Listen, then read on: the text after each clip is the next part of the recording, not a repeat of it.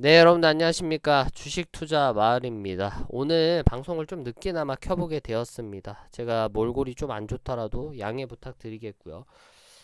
설 명절 잘 보내셨는지 궁금하기도 하고, 또한 오고 가고 하는 길에 또 큰 사고 없었는지도 또 궁금하기도 합니다. 저 같은 경우에는 잘 보냈던 것 같아요. 이 설 연휴 동안에 잠을 좀 많이 잤고요. 잠도 많이 자고 또 그동안 좀 쌓여있던 피로를 좀 많이 풀었던 그런 설 명절인 것 같습니다. 그래서 많은 분들도 이 자리 비롯해서 다시금 고객님들과 또한 우리 독자님들 새해에는 복 많이 받으시고 또 하고자 하시는 일들 모두 잘 되시길 바라겠고요.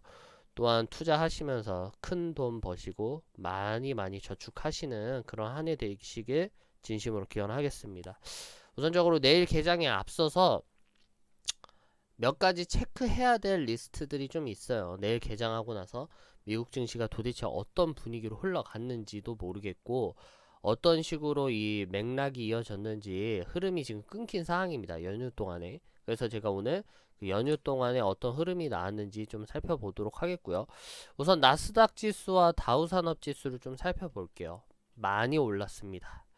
다행히도 제가 저번 방송에서 말씀드렸죠. 제가 뭐라고 말씀드렸냐면 아래 꼬리가 많이 이어지고 있고 내가 볼 때 이 34,000 이 라인이 1차 바닥이라고 말씀드렸고 우리가 지금 1쿼터에서 4분기 쿼터까지는 긴축발 악재는 계속 될 거지만 그래도 호재가 있다. 호재가 있는데 그게 바로 어닝 시즌이다 라고 말씀을 드렸습니다. 그래서 고객님들과 독자님들 주식 투자하면서 지금 매일같이 우리가 연휴 들어가기 전까지는 계속해서 무지성으로 떨어지는 그런 나날을 보냈었는데 그나마 제가 호재가 어닝 시즌이 다가오기 때문에 호실적에 대한 기대감으로 시장이 반등이 나올 거다라고 말씀을 드렸고 다행히도 예상과 똑같이 실적 기반의 매수 물량이 들어오면서 반등에 성공을 해주는 모습을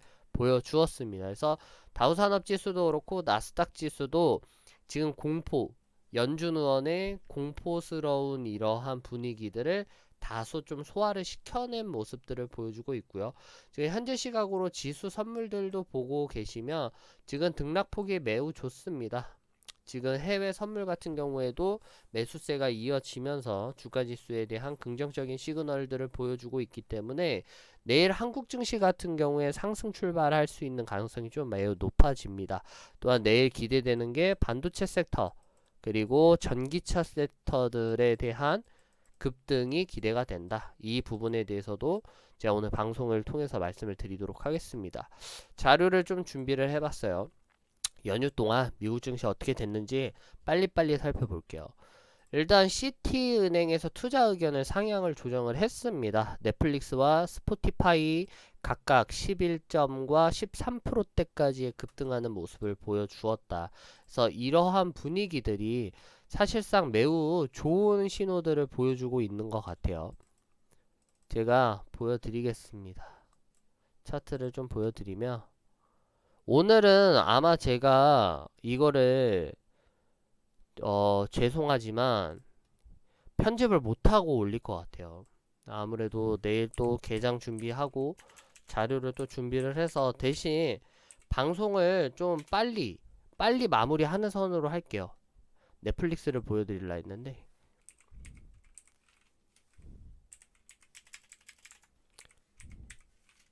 그래서 오늘 방송은 무편집이니까 빠르게 지금 4분 경과하고 있는데 빠르게 진행을 할게요.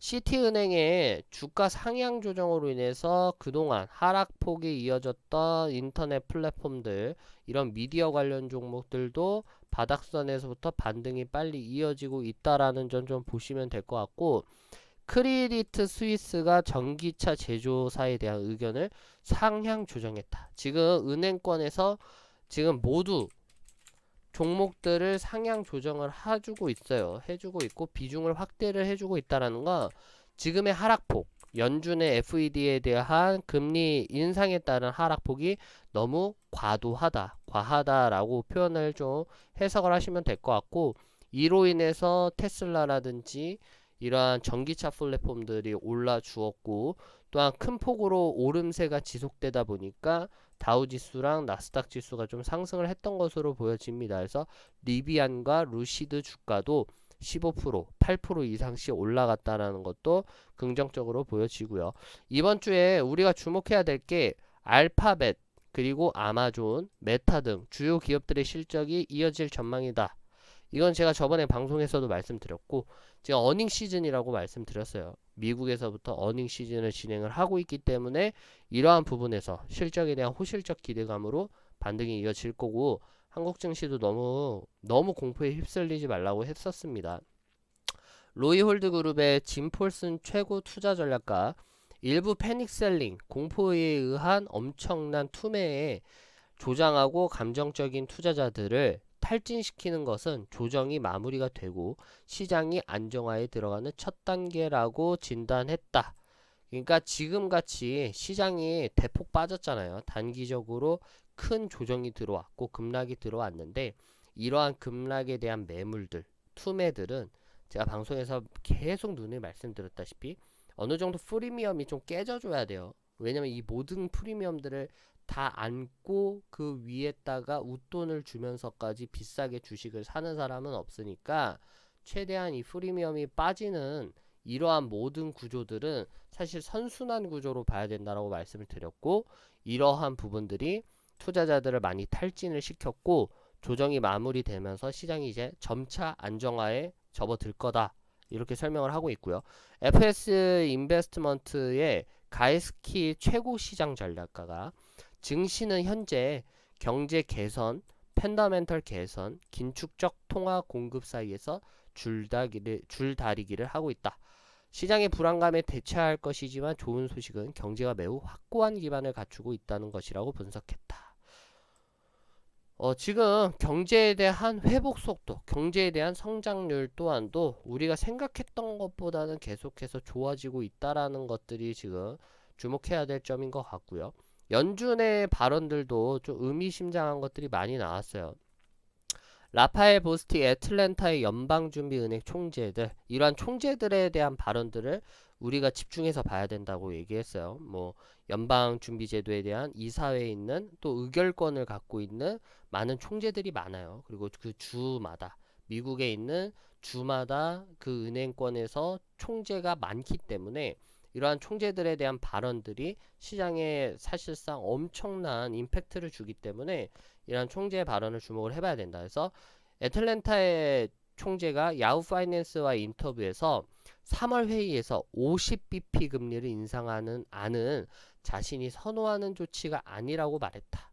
요번에 파월 의장이 계속해서 겁을 줬었죠. 마지막에 매파적으로 뭐 금리 인상을 좀 더 강하게 들어갈 수도 있다, 이런 식으로 갔는데, 애틀랜타 연방준비 총재는 50bp씩 금리를 올라가는 것은 사실상 너무 무리가 있는 거 아닌가, 이렇게 말을 하고 있었고, 또한 대차 대조표 축소와 관련해서는 금리 인상을 몇 차례 한 다음 시작하게 될 것이라며 가능한 빨리 하는 것을 선호한다라고 말했다. 그래서 여러 가지 의견, 금리 인상에 대한 부분에서는 내가 말은 하진 않았고, 대차 대조표 축소 같은 경우에는 금리 인상을 몇 차례 한 다음, 예를 들면 몇 차례를 한다라는 거는 3부 이제 3월달, 뭐 6월달, 9월달까지 하고 나서 대차 대표를 들어갈지, 아니면 6월달에서 뭐 9월 사이에 진행을 할지, 아직 기간적으로는 좀 기간이 남았다라는 것들을 좀 보여주고 있는 것 같습니다. 메리 데일리 샌프란시스코 연은 총재는 금리 인상 속도는 점진적이어야 한다. 여기가 중요한 키포인트인 것 같아요. 금리 인상 속도는 점진적으로 올라가야 된다. 제가 계속 말씀드렸다시피 금리 인상 좋다 이거예요. 물가 잡아야죠. 물가 잡고, 지금 인플레이션 너무 심하죠. 뭐 우리가 마트 같은 데 가도 뭐 아무것도 안 사서 애기 우유 사고, 또 반찬거리 조금 몇 개 사고, 또 뭐 마실 것들 몇 개 사면 막 돈 7만원 10만원이 금방 깨져요. 뭐 그러니까 지금 같은 고물가의 시대에서는 이 물가를 안정화를 시키려면 이러한 통화 정책들이 필요한다는 거는 무조건 100% 인정하겠지만, 그래도 트레이더 입장에서는 이거를 막 강압적이게 몰락시게 몰아붙이지 말고 점진적으로 가야 된다는 게 좋다라고 얘기를 했는데, 샌프란시스코 여는 총재가 이런 말을 하고 있는 거예요. 금리 인상의 속도는 점진적으로 진행을 해야 된다. 그리고 경제에 차질을 주지 않아야 된다라고 주장을 했고, 데일리 총재는 또한 지표가 도와준다면 3월에는 금리 인상을 할 수 있을 것이라면서도 너무 빠르게 금리를 인상해 과도한 반응을 일으키는 것은 원하지 않는다며 50bp 금리 인상에 회의적인 태도를 보였다. 그러니까 3월 달에 금리 인상이 0.25%가 아니라 0.5%가 될 수가 있다라는 것들을 암묵적으로 말을 해주는 거예요, 여러분들. 주목하고 계세요. 나중에 돼가지고 0.5%씩 올라가가지고 또 시장이 출렁거릴 때 너무 당황하지 마시고, 지금 계속해서 인터뷰에 이 외신 뉴스에 따르면 계속해서 총재들이 지금 50bp를 지금 유지를 한다라고 얘기를 하잖아요. 0.5%씩 올라간다라고 얘기를 하니까 여러분들 이 부분에서도 좀 생각을 좀 해보시면 좋을 것 같고, 토마스 마킨 리치먼드 여는 총재는 CNBC와의 인터뷰에서 향후 금리 인상의 속도는 인플레이션 속도에 달렸다라고 강조했다. 그래도 파월 의장에 대한 매파적인, 파월 의장은 그냥 막 무지성으로 금리 인상을 좀 강하게 때려버리겠다, 약간 이런 뉘앙스였는데, 남은 총재들은 내가 그렇게 금리 인상을 강하게 원하지 않았다. 또 남은 총재들도 50bp 50bp씩 올리더라도 시장 인플레이션을 좀 보면서 올려야 되고 경제에 너무 영향을 주어서는 안 된다 라고 표현을 해주고 있기 때문에, 이러한 부분에 있어서는 다소 시장에서는 긍정적으로 바라봐야 된다라는 것들을 설명을 해드립니다. 그래서 지금 연방의 총재들에 대한 분위기들, 그리고 러시아와 우크라이나에 대한 분위기도 조금씩 완화되고 있고, 또 실적 어닝 시즌에 맞춰서 이러한 기업들에 대한 주가들도 빠르게 회복을 하고 있기 때문에 우리가 이제는 너무 겁을 낼 필요는 없어 보인다라는 거죠. 애플 같은 경우에도 제가 어제 이제 아까 전기차랑 반도체라고 말씀드렸어요. 전기차, 반도체. 내일 같은 경우에 이러한 전기차 반도체들이 올라갈 수 있는 가능성이 높다라는 게, 애플 같은 경우에도 지금 연장 상승세를 보여주면서 그동안 깨트렸던 이런 주가에 대한 흐름, 주가 지수에 대한 이평선은 어느 정도 다시금 제자리에 올려놓는 모습을 보니까, 전기차라든지 반도체에 대한 업황에 대한 수혜 기대로 인해서 조정이 들어왔던 많은 종목들이 지금 현재 바닥권에서부터 한 20-30% 위까지는 올라갈 수도 있을 거다라고 저는 보고 있습니다. 그래서 우리가 이러한 점을 봤을 때 이제 시장에 대한 어두운 전망들도 사실상 많았지만, 지금 당장은 트레이더들과 그리고 시장의 분위기 자체가 어닝 시즌에 대한 이런 장밋빛 전망들을 좀 기대를 하다 보니까 우리가 이 점에서는 좀 긍정적으로 생각을 해보시면 될 것 같아요. 그래서 총정리 들어가겠습니다. 우리가 설 연휴 동안에 미국 증시는 매우 호황이었다. 이러한 부분들은 말씀드렸다시피 어닝 시즌에 대한 기대감들로 올라갔고, 또한 여러 거대 기업들에 대한 은행 기업들에 대한 리포트, 증권사에 대한 리포트가 모든 종목들의 상향을 올려주었기 때문에 이러한 종목들에 대한 리밸런싱이라고 하죠. 많은 리밸런싱, 과도한 종목들에 대해서 매수세가 몰리면서 주가에 대한 흐름이 좋아지지 않았나, 개선이 되지 않았나 생각을 해봅니다. 그래서 내일부터 한국 증시가 조금 반등에 좀 성공을 하면서 좀 훈풍으로 나올 것 같고요. 인버스 투자하신 분들은 좀 기대를 하셔야 되겠죠. 인버스 투자하신 분들은 주가가 갑자기 개파락으로 시작을 할 수 있으니까 이 점에서 조금 유의를 하시면 좋을 것 같습니다. 아무튼 오늘 방송 여기까지 하도록 하겠습니다. 여러분들 내일부터 개장이고 또 한 주간 또 열심히 달려야 되니까요. 앞으로 많은 기대 부탁드리도록 하겠습니다. 내일 뵙겠습니다. 감사합니다.